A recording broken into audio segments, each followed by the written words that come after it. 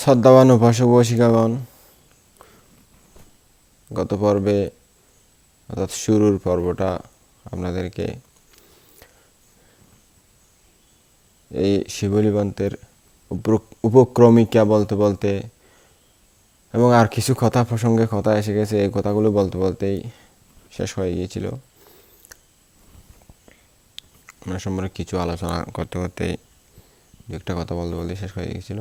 ওনার জীবনের মূল বিস্তারিত কথা বলতে পারিনি। তো এখন ওনার যে জীবনের শুরু, কিভাবে তিনি পারমি পূরণ করেছিলেন, কখন থেকে পূরণ করেছিলেন, কিভাবে পারমি পূরণ করতে করতে অনেক কষ্টের বিনিময়ে তিনি বুদ্ধের শ্রাবক হয়েছেন, পর্যায়ক্রমে সেই দেশনাগুলো আমি করব। শ্রদ্ধার সাথে শ্রবণ করবেন, মনোযোগ দেবেন, তাহলে অনেক পুণ্য হবে। এই মহাজ্ঞানী গুণী জীবনীর কাছ থেকে অনেক শিক্ষা পাবেন, অনেক অনুপ্রেরণা পাবেন। তো শুনুন শ্রদ্ধাবান উপাসক উপাসিকাগণ, অনেক জন্মান্তর আগের কথা। তখনকার মধ্যপ্রদেশের রাজধানীর নাম ছিল হংসবতী। এই হংসবতী রাজধানী সর্ব ঐশ্বর্য ছিল অতি সমৃদ্ধ সম্পন্ন। এর সুবিশাল বক্ষরত্ন অত্যুৎকৃষ্ট বিচিত্র সৌধমালায় পরিশোভিত, বহু মণি মুক্তাদি সপ্ত রত্ন সম্পন্ন সৌভাগ্যবান ধনকুবের গণের আবাসভূমি ছিল। নৈর্বাণিক ধর্মের বিমল স্নিগ্ধ শান্তোজ্জ্বল ধবল জ্যোৎস্নায় প্রভাময়ী হংসবতী রাজধানী মহাপুণ্যবানের পুণ্যময় অমৃত বাণীতে বিভূষিত। তখন সকলের জীবন পুণ্যময়, সকলেই সুখী, সকলে আমোদিত। বুদ্ধ উৎপন্নের সমসাময়িক অবস্থায় মধ্যপ্রদেশ সকল বিষয়ে সমুন্নত থাকে সব সময়। সাধারণত বুদ্ধগণ মধ্যপ্রদেশেই জন্মগ্রহণ করে থাকেন। বুদ্ধত্ব লাভ, ধর্মচক্র প্রবর্তন, মহাপরিনির্বাণ লাভ তাও হয় মধ্যপ্রদেশে। পারমীর পূর্ণতা প্রাপ্ত সজ্জনগণও মধ্যপ্রদেশে জন্মগ্রহণ করে থাকেন। পুণ্যবানগণের পুণ্যভাবে মধ্যপ্রদেশ শ্রী সৌভাগ্য সম্পদে ভরপুর। তখন পুণ্যঋদ্ধি সম্পন্ন দেবগণের আনাগোনায় নিঃসাচয় ভূতপ্রেতগণ দূরে পালিয়ে যাওয়াতে সব দিক মহামঙ্গলময় হয়ে উঠেছিল। তখন হংসবতী ছিল মধ্যপ্রদেশের সর্বঐশ্বর্য সমন্বিতা, সমৃদ্ধ এবং নামকরা একটা রাজধানী। এই মহাসৌভাগ্যশালিনী পুণ্যভূমি হংসবতীতে সর্বজন নন্দিত আনন্দ নামক রাজা তখন রাজত্ব করতেন। পরম সৌভাগ্যবান অপরূপ রূপ লাবণ্যময়ী রমণী সুজাতা দেবী ছিলেন সৌভাগ্যবান মহারাজের অগ্রমহিষী। তখন তিনি সবসময় বিশুদ্ধভাবে পঞ্চশীল পালন করতেন এবং উপোসর দিনে উপোসৎশীল পালন করতেন। সেই সর্বগুণ গরীয়সী সুজাতা দেবীর পুত গর্ভে জন্ম নিলেন মহান পুণ্যময় পদুমোত্তর বুদ্ধাঙ্কুর। দেবী 10 মাস 10 দিন গর্ভধারণের পর যথাসময়ে পূর্ণতীর্থ হংসবতী উদ্যানে দেব বিনিন্দিত অনুপম রূপ লাবণ্যময় ঋদ্ধিসম্পন্ন এক পুত্ররত্ন জন্ম দিলেন। সদ্যজাত শিশুর দেবদুর্লভ উজ্জ্বল চেহারা ও পুণ্যঋদ্ধি শক্তি দেখে দেবমানব সকলেই আনন্দিত হলেন। তখন এক দিব্য সোনালী আলোকে পুরো জগৎ আলোকিত হল। পর্বত বৃক্ষ লতা পাতা সোনালী রং ধারণ করল। পশু পাখি খুশিতে চারিদিকে বিচরণ করতে লাগলো। সকল দিকে জয় জয় ধ্বনি উঠল। তখন পুণ্যময় মহাসত্যের জন্মক্ষণে পদ্মবৃষ্টি হয়েছিল প্রচুর পরিমাণে।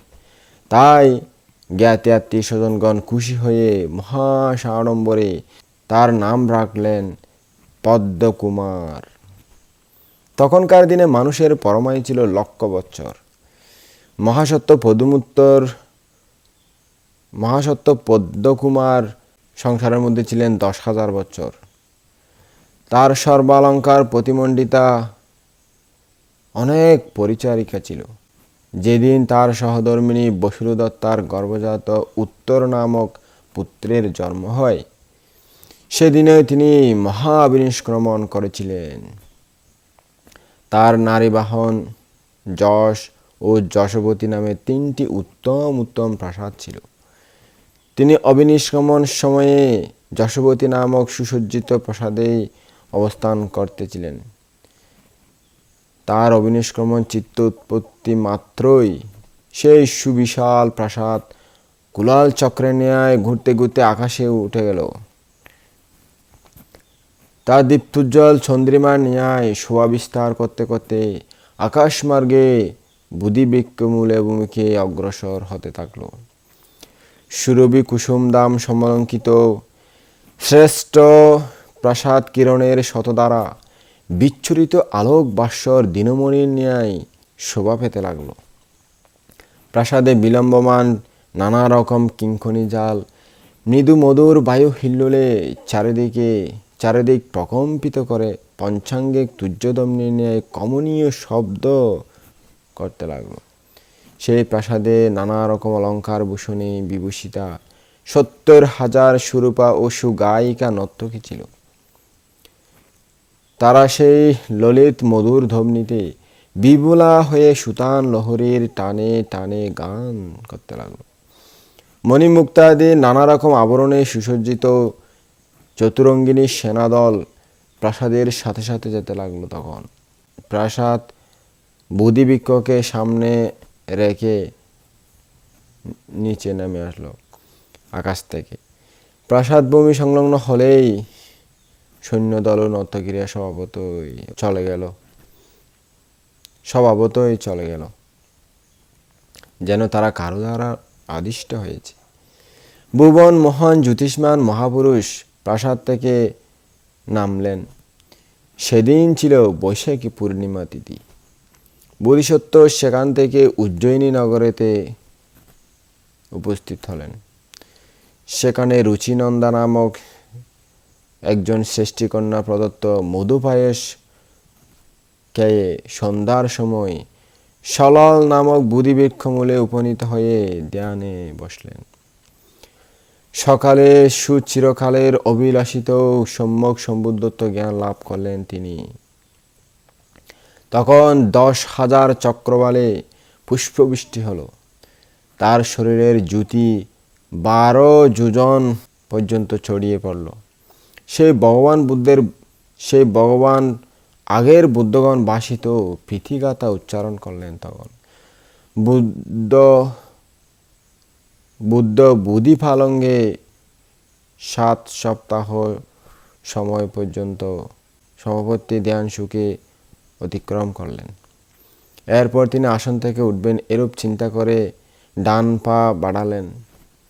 তখন বিমল মনোমুগ্ধকর কেশর কর্ণিকা ও বিপুল পলালযুক্ত এক সুবিশাল পদ্মফুল মাটিভেদ করে উঠল। সে পদ্মের দল 90 হাত পর্যন্ত ছিল, কেশর 30 হাত পর্যন্ত, কর্ণিকা 10 হাত এবং এক একটি রেণু এক একটা গটের প্রমাণ সাইজ হয়েছিল।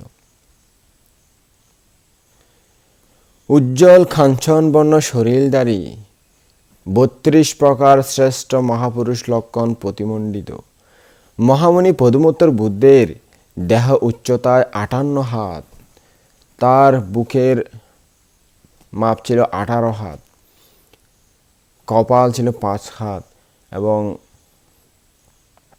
হাত পা 11 হাত ছিল। বুদ্ধ সেই সুবিশাল পদ্মফুলের উপর ডান পাটি রাখলেন। বাম পা বাড়াতেই সেরকম আরও একটি পদ্মফুল মাটিভেদ করে উঠল। এইভাবে তিনি মননশীলা চূর্ণ বিচূর্ণ করার মতো এক পদ্মফুল থেকে অন্য পদ্মফুলে পা ফেলতে ফেলতে চলতে লাগলেন। তার প্রতি পদবিক্ষেপে পদ্মফুল উঠেছিল। এই রূপ প্রতি পদক্ষেপেই পদ্মফুল উঠেছিল বলেই তিনি পদুমুত্তর বুদ্ধ নামে সুপরিচিত হলেন। এরপর দশবল পদুমুত্তর বুদ্ধ আকাশপথে গিয়ে মিথিলার রমণীয় উদ্যানে প্রবেশ করলেন। সেখানে তিনি ধর্মচক্র প্রবর্তন করেছিলেন। তার শ্রীমুখ নিঃসৃত অমৃতপম অদ্বিতীয় লোকোত্তর ধর্মামৃত পান করে কোটি শত সহস্র দেবমানবের ধর্মজ্ঞান লাভ হয়েছিল। সেই থেকে ভগবান দেশ দেশান্তরে তার স্বয়ং দৃষ্ট নবলোকোত্তর ধর্ম প্রচার করতে লাগলেন। আজ থেকে অনেক দিন আগের কথা সেটা, প্রায় লক্ষ কল্প আগে। সেই সময় মানুষের পরমায়ু ছিল লক্ষ বছর। তখন সে ধন্য পুণ্য সমৃদ্ধি সম্পন্না হংসবতী রাজধানীতে আজকে যার জীবনী বলতে যাচ্ছি, বুদ্ধের সে মহাশ্রাবক মহাপুণ্যবান শিবলী মস্তবীর তখন ধনী এক শ্রেষ্ঠী পুত্ররূপে জন্মগ্রহণ করেছিলেন। কালক্রমে তিনি অনেক ধন সম্পদের মালিক হলেন। এই ধনপতি গৌরবময় মহাশ্রেষ্ঠী উপাধিতে ভূষিত হয়ে মহারাজ্যের মহাধনী খ্যাতিমান পরিষদের উজ্জ্বল রত্নরূপে অধিকার করেছিলেন বিশিষ্ট স্থান। এই ভাগ্যবান পুরুষটি ছিলেন অতি শ্রদ্ধাসম্পন্ন, উদার দাতা ও বড়ই ধর্মপরায়ণ। মহাকারণিক বুদ্ধগণ করুণাগণ অন্তরে সম্পাদন করেন জনকল্যাণ। তাদের সন্ধানী দৃষ্টি কেবল অন্বেষণে রত থাকেন কোথায় কার দুঃখ প্রমুখের শুভ মুহূর্ত উপস্থিত হয়েছে, কার পারামি পূর্ণ হয়েছে, কে বুদ্ধের দেশনা শুনে দুঃখ থেকে মুক্ত হবেন, কার জ্ঞান চক্ষু হবে প্রস্ফুটিত, কোন শ্রদ্ধাবান ব্যক্তি বুদ্ধের করুণা লাভে প্রাপ্ত হবেন শ্রেষ্ঠ স্থান। বিমুক্তি লাভের হেতু সম্পদ সম্পন্ন ব্যক্তি যদি একজনও হন, ওর জন্য মহাকারণিক তথাগতের অন্তর হয়ে উঠে উচ্ছ্বসিত, কণ্ঠ হয় মুখর। তখন আকাশ গঙ্গা অবতরণ করার ন্যায় মেঘমন্দ স্বরে দেশনা করেন মুক্তির বাণী। যেহেতু বুদ্ধ উৎপন্ন হয়েছিলেন সত্যগণ যারা পারামি পূরণ করেছেন, যেহেতু বুদ্ধ উৎপন্ন হয়েছিলেন নিজের মুক্তির জন্য, সত্যগণকে মুক্ত করার জন্য, আর যারা পারামি পূর্ণ করে নাই বুদ্ধকে দান দিয়ে তাদের পারামি সৃষ্টি করার জন্য।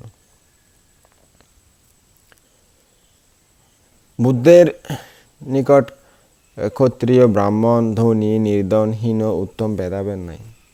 তিনি একজনের জন্য অনেক দূরে গিয়ে তাকে মুক্তি লাভে পারামি পূর্ণতায় সহায়তা দান করেন। প্রয়োজন বোধে তথাগতগণ নিজের আগ্রহেই খুব তাড়াতাড়ি সেখানে উপস্থিত হয়ে থাকেন। বুদ্ধকৃত্য বুদ্ধের স্বভাব ধর্ম ও বুদ্ধের রীতিনীতি এরূপেই হয়ে থাকে। আমরা কিন্তু বর্তমানে এরকম উদার মনের অধিকারী হতে পারিনি, যদিও আমরা বুদ্ধের সৈনিক। আমরা লোভ দেশমোহে জর্জরিত বর্তমানে ভিক্ষু সংঘরা। একটা বাড়িতে ফাং করলে বা নিমন্ত্রণ করলে বড় লোক হলে তখন ওখানে যাই। বুদ্ধ কিন্তু এসবভাবে ছিলেন না। আগে বড় লোক কিনা, তারপরে উনি কি দান দেবে এটা জানতে চেষ্টা করি। ওনার শ্রদ্ধা আছে নাই বা যা সামর্থ্য আছে তা শ্রদ্ধা করে দিচ্ছেন সেটা ভাবি না। তো লোভের বশবর্তী হয়ে আমরা পরে আছে আর কি। তো বুদ্ধগণের চিত্ত ছিল একদম বিমুক্ত। তারা গরিব হোক ধনী হোক তাকে তার উপকার করতে পারলেই যথেষ্ট। তো বুদ্ধ এই উদ্দেশ্যে ধর্মপ্রচার করেছিলেন, এই উদ্দেশ্যে তিনি শিষ্যদেরকে নির্দেশ দিয়েছিলেন। কিন্তু আমরা এখন বুদ্ধের আদর্শকে অনুসরণ করতে পারছি না। সবাই লোভ দেশ মোহের মধ্যে ডুবে গেছি। আসক্তি আমাদের মন আকৃষ্ট করে ফেলেছে, বদ্ধ করে ফেলেছে। আমরা সবসময় লোভ দেশ মোহর বশবর্তী হয়ে চলি। তো যাক, বুদ্ধ এরকম ছিলেন না। এক সময় দ্বিপদোত্তম অবিচলিত সাগরোপম পদমুত্তর বুদ্ধ মহাকারণিক সমাবর্তী ধ্যান থেকে উঠে জগৎবাসী দুঃখিত সুখিত প্রাণীদেরকে জ্ঞানচক্ষুর দ্বারা দর্শন করতেছিলেন। দেখতে দেখতে ষষ্ঠীপুত্রকে তার প্রসারিত জ্ঞানজালের ভিতর দেখতে পেলেন। তখন লোকগুরু ভগবান ভাবলেন, আজ যদি আমি ষষ্ঠীপুত্রের গ্রামে যাই, তখন মহাধর্ম অনুষ্ঠানের আয়োজন হবে। ষষ্ঠীপুত্র লাভই শ্রেষ্ঠত্ব পথ প্রার্থনা করবে আমার কাছ থেকে। ধর্মদেশনার সমাপনী সেখানে অনেক লোক ধর্মজ্ঞান লাভ করবে, কাজে সেখানে যাওয়া অত্যন্ত জরুরি। ভগবান বুদ্ধ এটা মনে মনে স্থির করে পাত্রচিবর নিয়ে সশিষ্য পীযূষ বর্ষিণী বাণী প্রচার করতে করতেই অনুক্রমে ষষ্ঠীপুত্রের গ্রাম অভিমুখে অগ্রসর হলেন। তথাগত বুদ্ধ আসতেছেন এই শুভ সংবাদ শুনে বুদ্ধ গৌরবে উৎফুল্ল উচ্ছ্বসিত হয়ে উঠল। পুণ্য সংস্কার বিমণ্ডিত সেই ষষ্ঠীপুত্রের শ্রদ্ধাভবন অন্তর। তিনি গৌরব অন্তরে চিন্তা করলেন, ওহো, অরহৎ সম্যক সমুদ্রের দর্শন লাভ জগতে বড়ই দুর্লভ। এমন বিশুদ্ধাত্মা মহামানবকে সসম্মানে আগু বাড়িয়ে আনতে হবে, এই মনে করে তিনি এক মহতী বিশাল সৌন্দর্যসম্পন্ন শোভাযাত্রার আয়োজন করলেন। ওই যে আপনারা বয়সকে বানতে বড় বানতারা আসলে, কোনো নামি দামি খ্যাতিমান আসলে, আর ছেলে মেয়েদেরকে ফুল টুল দিয়ে কত সুন্দর সাজিয়ে গুছিয়ে রাস্তাঘাট এবং নিচে গালিচা বিছিয়ে কত সৌন্দর্যভাবে তাকে স্বাগতম জানান, ওই রকম চিন্তা আসলো আর কি। ওই ষষ্ঠীপুত্র যখন বুদ্ধ আসতে শুনতেছে, না, বুদ্ধকে শ্রদ্ধা জানাতে হবে, সুন্দর করে সবাইকে নির্দেশনা দিয়ে সবাইকে বলে, নিজে অনেক আয়োজন করে সুন্দর করে সাজানো গোছানোভাবে বুদ্ধকে স্বাগতম জানার জন্য রেডি হয়েছে আর কি। তিনি খুশি মনে প্রমোদিত প্রফুল্ল হয়ে গ্রামবাসী সহ সমব্যবহারে বিচিত্র ধ্বজা পতাকা মঙ্গলঘট মঙ্গলবাদ্য পুষ্প মালা পুষ্পস্তবক হাতে সুশৃঙ্খলায় এক যোজন পথ এগিয়ে গিয়ে মহামানবকে সুন্দরভাবে অভ্যর্থনা করে নিলেন। পুণ্যলক্ষণ পরিশোভিত জ্যোতির্ময় বুদ্ধ পবিত্র ভিক্ষু সঙ্গে দর্শন পেয়ে আনন্দে তার হৃদয় সন্তুষ্ট হলো, এবং যারা দায়ক দায়িকাগণ ছিল আরও, তারাও মনে খুশিতে তাদের শ্রদ্ধায় অন্তরে হৃদয় যেন উচ্ছ্বসিত হলো। তখন ত্রিরত্নের জয়ধ্বনিতে মুখরিত হলো আকাশ বাতাস, সুললিত তানে বেজে উঠল বাদ্য বাঁশুরীর মধুর নিকণ, অজস্র বিকীর্ণ হলো লাস পুষ্প, সূত্রে হলো দিকমণ্ডল মুখরিত, জয় জয়কার দম্নিত হলো দিকমণ্ডল মুখরিত। উৎসব আমোদিত জনসংঘ সশিষ্য গৌরব রবি বুদ্ধকে সগৌরবে অভ্যর্থনা করে আনলেন নিজেদের গ্রামে। অগুরু কুমকুম কস্তুরী নানা রকম ধূপাদি সুগন্ধে সুরভিত হলো পুরো গ্রাম। ভক্তবৃন্দের আকুল অন্তরে নিবেদিত প্রাণডালা নানান রকম পুজো উপচারে পূজিত হয়ে নক্ষত্র বেষ্টিত পুণ্য চন্দ্রসম ভিক্ষুগণ পরিবৃত পূজার্হ সম্মুখ সমুদ্র প্রবেশ করলেন সুসজ্জিত সেই ধর্ম দেশনালয়ের মঞ্চে। সুষমামণ্ডিত পুষ্পবিতান পুষ্প সম্ভার ও পুষ্পলতিকায় সুসজ্জিত পুষ্পাসনে সমাকীর্ণ হলেন জগৎ পূজ্য নরোত্তম পদমুত্তর বুদ্ধ। যেমন উপাসক বসে দেখেন ধর্মদেশনা দিচ্ছে আমি, কত সুন্দর করে সাজানো গোছানো ফুল দিয়ে, দেখলেও যাতে মানুষের শ্রদ্ধা উৎপন্ন হয়, এবং ধর্মদেশক ধর্মবাণী শ্রবণ করাবেন ওনাকে, না হলেও ওনার যে বুদ্ধের বাণী শ্রবণ করাবেন, সেই জন্য ধর্মদেশকের আসনটা সুন্দর করে সাজানো গোছানো থাকে। আর উনি ছিল ভগবান বুদ্ধ, তো ওনার আসনটা আরও বিচিত্রভাবে কত সুন্দর করে সাজানো হয়েছে তার সম্পূর্ণ বর্ণনা দেওয়া সহজ নয়। এমন সুন্দর করে যে সাজিয়েছিল বুদ্ধ, তো ওনার পুণ্য পারামির গুণে উনি সবসময় পূজিত হয়ে থাকেন। তো বুদ্ধ এভাবে ধর্ম আসনে বসলেন। তার পেছনে অর্ধচন্দ্র আকারে উপবিষ্ট হলেন ভিক্ষুগণ। বুদ্ধের একনিষ্ঠ সেবক সুমন বান্তে সেবা কাজে নিযুক্ত হলেন।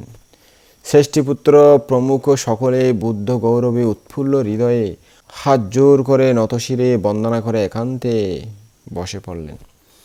সকলের কুশল জিজ্ঞাসার পর তথাগত মনোরম সুমধুর কম্বুকণ্ঠ মুখর করে তুললেন। 3 প্রকার কুশল কর্মের আশ্চর্যপদ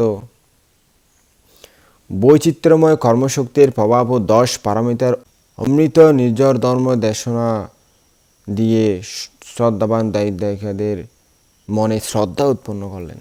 আনুপূর্বিক সুশৃঙ্খলায় সুসজ্জিত সুন্দর মধুর প্রাঞ্জল ভাষায় তথাগত প্রবেদিত প্রাণস্পর্শী সত্য ধর্মের নিগূঢ় তত্ত্ব শুনে শ্রদ্ধাবান ষষ্ঠীপুত্রের অন্তর্জগৎ উদ্ভাসিত হয়ে স্ফুরিত হল বিদ্যুৎ ঝলক। প্রাণে জাগল পুলক শিহরণ। স্বচ্ছ শরীরে বিচরণশীল মৎস্য যেমন চক্ষুষ্মানেরা দেখতে পান, সেরূপ ষষ্ঠীপুত্রের চিত্তভাব পরচিত্তবিদ ভগবান বুদ্ধের জ্ঞানচক্ষুর গোচরীভূত হল। ষষ্ঠীপুত্রের চিত্তভাব জেনে ভগবান বুদ্ধ বললেন, জীবগণ নিজ নিজ কর্মফলই ভোগ করে থাকে, অনিত্য দুঃখ অনাত্মা তত্ত্ব উপলব্ধি করে আত্মপরিচয় লাভ করে মৃত্যুঞ্জয়ী জীবন লাভ করে থাকে। আর ইহাও সত্য যে জীবন চলার পথে প্রতিভা অর্জন করতে হলে 10 পারমিতার অনুশীলন একান্ত প্রয়োজন। 10 পারমিতার প্রথম পারামি হলো দানপারামি, অর্থাৎ নিজের সর্বস্ব দান করার নাম হলো দানপারামি। দ্বিতীয় হলো উপপারামি, স্ত্রী পুত্র সাম্রাজ্য পরিত্যাগ, এগুলো হলো উপপারামি। তৃতীয়ত হলো পরমাত্মপারামি, আত্মত্যাগের নাম পরমাত্মপারামি। জন্ম হলে মৃত্যু হবে, তদানুষঙ্গিক জরা ব্যাধি মরণ অপ্রিয় সংযোগ প্রিয় বিয়োগ স্ফীত বস্তুর অলাভজনিত দুঃখ, সংক্ষেপে পঞ্চস্কন্ধই দুঃখময়। সুতরাং এসব দুঃখ থেকে বিমুক্তি লাভ করতে হলে 10 পারমিতার অনুশীলন, আর্যাষ্টাঙ্গিক মার্গের সাধনা অর্থাৎ শীল সমাধি প্রজ্ঞার অনুশীলন অবশ্যই করতে হবে। এরপর তিনি ধর্মদেশনার মাধ্যমে সমুজ্জ্বল রূপে ফুটিয়ে তুললেন অরহৎ শ্রাবক শিষ্য সুদর্শন নামক ভিক্ষুর সুষমা মণ্ডিত গুণপনা এবং তাকে লাভিশ ভিক্ষুদের মধ্যে লাভিশ শ্রেষ্ঠ এই উপাধি দিয়ে সেই অনুষ্ঠানে যথাযোগ্য তার প্রাপ্য সম্মান দান করলেন। উপস্থিত জনসভায় তার এরূপ সম্মানজনক পথ প্রাপ্তি দেখে ষষ্ঠীপুত্র অত্যন্ত শ্রদ্ধান্বিত হলেন, অত্যন্ত খুশি হলেন মনে মনে এবং সবিস্ময়ে চিন্তা করলেন, আহা কত সৌভাগ্যবান ইনি, কত সৌভাগ্যবান এই বুদ্ধের মহাশ্রাবক। বুদ্ধের প্রশংসা লাভ করা তো সহজ ব্যাপার নয়। বুদ্ধ যাকে তাকে প্রশংসা করেন না, এত বিশাল পরিষদের সামনে নিশ্চয়ই তিনি মহাপুণ্যবান, নাইলে কোনো দিন এটা করতেন না। একান্তই তিনি মহাপুণ্যের ফলে ও অনুপম রূপ যশ প্রাপ্ত ভগবানের শিষ্যদের মধ্যে লাভই শ্রেষ্ঠ পথ মর্যাদা লাভ করেছেন। আজকে আমিও ভবিষ্যতে এরূপ কোনো একজন সম্মুখ সমুদ্রের শাসনে লাভই শ্রেষ্ঠত্ব পদমর্যাদা লাভ করতে পারলে আমার জীবনকে ধন্য মনে করব। শ্রদ্ধাবান উপাসক উপাসিকাগণ, দেখুন এত বিশাল একটা পরিষদে বুদ্ধ একটা ভিক্ষুকে তার গুণের প্রশংসা করে, তার জীবনাচারের প্রশংসা করে, একটা বিশাল সবচেয়ে লাভীদের মধ্যে শ্রেষ্ঠ স্থান এটা উপাধি দিলেন সবার সামনে, অনেক দায়ক দায়িকা। এখানে অনেক খুশি লাগবে না? আপনাদেরও খুশি লাগবে তো। আপনারা তো ওই যে ছোটোখাটো অনুষ্ঠানে আমাদের সভাপতি উপস্থিত আছেন, আমাদের অমুক উপস্থিত আছেন, অমুক বাবু, আমার কমিটির অমুক বাবু উপস্থিত আছেন, এরকম বললে মনে মনে এমন করেন, খুব খুশি লাগে না? বসে বসে এরকম লাগে তো। তো সামান্য ওই কমিটির সভাপতি বা আপনার কিছু একটা সামান্য উপাধি, লোকীয় উপাধি এগুলো দিলে পর্যন্ত আপনারা খুশিতে, আপনাদের খুশিতে মন ভরে যায়। অনেকে আমি সভাপতি হতে পারতাম, আমারও নাম এভাবে বলতো, বা আমাকে এরকম বলতো, তো এরকম করে থাকেন। তো তখন তো বিশাল পরিষদের মধ্যে আরও স্বয়ং ভগবান বুদ্ধ একজন ভিক্ষুকে উপাধি দিলেন, এরকম না? এরকম হয় আর কি। তো বড় পরিষদে কিছু একটা দিলে, ভিক্ষু হোক দায়ক হোক, এখনও পরিষদের মধ্যে কোনো ভিক্ষুকে যদি একটা কিছু বলে না, আমাদের মধ্যে অমুক অমুক কর্মবীর বা অমুক শাসন অমুক অমুক অমুক বা অনেক উপাধি আছে, সেগুলো আমি বলতেছি না। তো এগুলো যখন দেয় একজন ভিক্ষুর খুব আনন্দ লাগে, খুব খুশি লাগে, বা এত বিশাল মানুষের সামনে, এত বেশি ভিক্ষু সংঘের সামনে আমাকে এই উপাধিটা দিচ্ছি।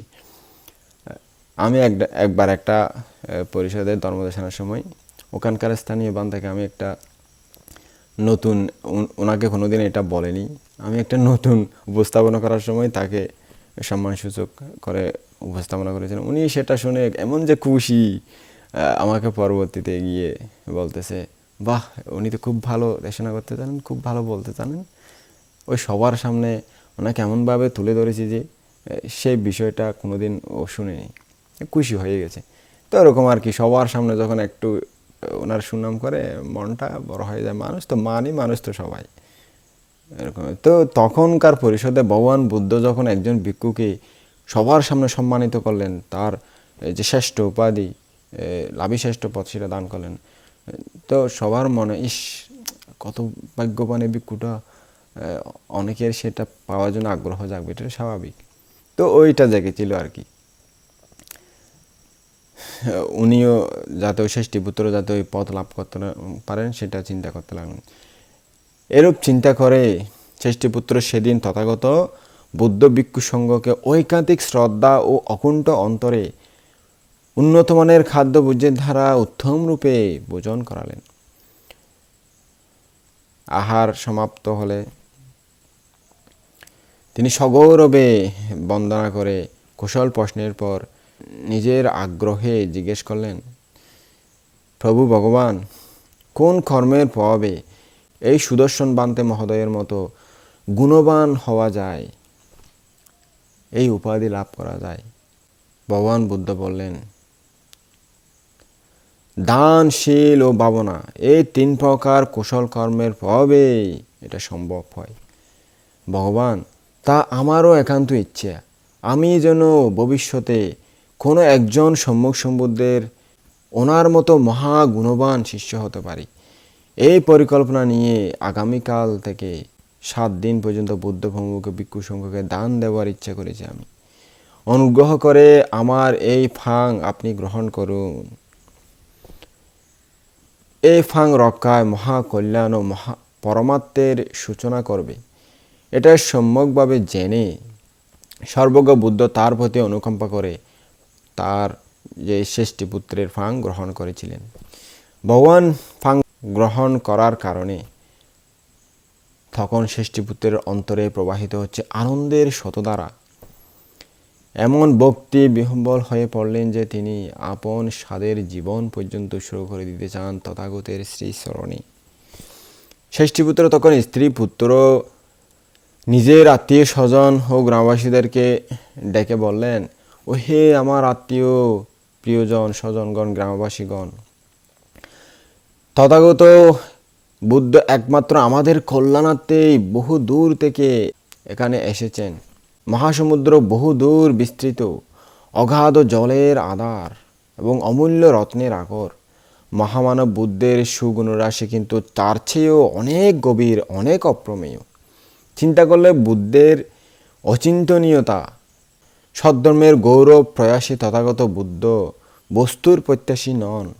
আমি একান্তই শ্রদ্ধায় অনুপ্রাণিত হয়ে নিজের খুশিতে আপনাদের সকলকে জানাচ্ছি যে এমন সুক্ষণ, এমন সুসময়, সুদুর্লভ, তাই এই সুযোগে আমরা 7 দিন পর্যন্ত পুণ্যকর্ম সম্পাদন করব,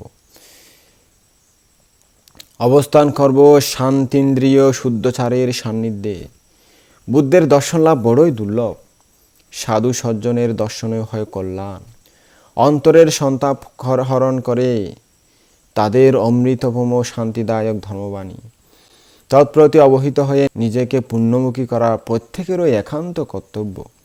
অনুত্তর পুণ্যক্ষেত্র সশিষ্য বুদ্ধকে প্রত্যেক দিন দানে এবং পরিচর্যায় জীবনকে অপ্রমাণ পুণ্যময় করার ইহাই তো একমাত্র উত্তম সুযোগ। মলয় পর্বত দূরস্থিত হয়েও মৃদু মধুর বায়ুদানে তাপিত প্রাণ যেমন ঠান্ডা করে, সেরূপ আত্মীয় স্বজনগণ পুণ্য সংস্কারের প্রেরণায় দূরস্থিত অদৃষ্ট পূর্ব ও অপরিচিত আত্মীয়ের অন্তরে সঞ্চার করেন প্রীতিভাব, হরণ করেন সন্তাপ। ভ্রমর যেমন ফুলের মধুগন্ধে আকুল হয়ে ছুটাছুটি করে, তেমনি পুণ্যাকাঙ্ক্ষী শোভন মোহন রেখালাঞ্ছিত জনগণ একে অন্যের চিত্ত কোকনদের সুরভি গন্ধে আকুল ও বিহব্বল হয়ে পড়েন। শুদ্ধ হৃদয় জনগণ মুনির মতো গুণগৌরবে বিমণ্ডিত। তাদের চিত্ত কোকনাদ পরিজাত, পুষ্প অপেক্ষাও কোমল, সুন্দর ও সুরভিত। কল্যাণপ্রদ তাদের বাক্যবলী, আচরণ ও সৌজন্য শান্তি বিদায়ক। অনুত্তর সজ্জন সংস্পর্শে শ্রেষ্ঠীপুত্রের অন্তর হলো আলোক উজ্জ্বল। ধর্ম প্রীতিরসে স্নাত হলো তার হৃদয় কন্দর। তন্ময় হয়ে পড়লেন তিনি বাঞ্ছিত রত্নের সাধনায়। শ্রেষ্ঠীপুত্র তখন তদ্গত প্রাণ। কিরূপে তিনি লাভী শ্রেষ্ঠতা পথ লাভ করতে পারেন, সেই চিন্তাতে তিনি নিমগ্ন।